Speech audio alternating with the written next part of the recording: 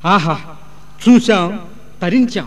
నల్గొండలో ఆ 2 కొండలు, వారుండే ఇంటి ముందు పెద్ద కాలువ, ఇవన్నీ నామనిద్దినట్లు కనబడుతున్నాయో. సోదరా, మరి స్వామివారి పుట్టుక తల్లిదండ్రుల గురించి నీకు తెలుసా? నాకు తెలియదు గాని మన పెద్దన్నగారు వీరభోగ వసంతరాయలు ఆంధ్ర రాష్ట్రంలోనే పుడతాడని, అది నల్గొండలోనేనని, ఏదో దోమహల్పల్లి గ్రామమని, తల్లిదండ్రులేమో వెంకటాద్రి వెంకటమ్మలని చెప్పినట్లు గుర్తోయ్. పైగా లక్ష్మి అనే నామధేయం కలిగిన నారీమణి భార్య అని, కూతురు పేరేమో ఈశ్వరీ మాత అని, కొడుకు పేరేమో రణధీర్ మహారాజ్ అని చెప్పినట్లు గుర్తుందిరా. ఒరేయ్ ఒరేయ్ ఒరేయ్, నువ్వు చెప్పేది నాకు అస్సలు అర్థం కావట్లేదురా. అవతార పురుషుడు అంటావు, భార్యా పిల్లలంటావు, ఏమిట్రా కొంచెం బోధపడేలా చెప్పు. సోదరులారా, మీరు విన్నదంతా నిజమే, అక్షర సత్యమే. ఆ విషయాలు పాట ద్వారా వివరిస్తాను, చక్కగా వినండి.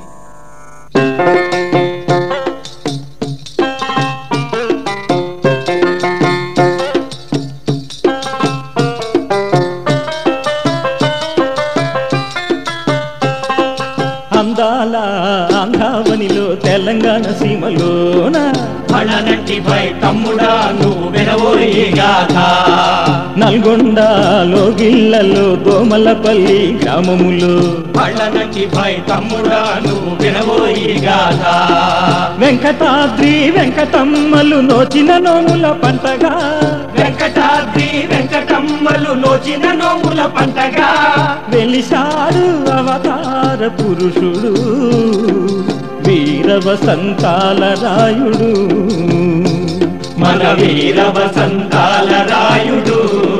తరిగిట జంతరిత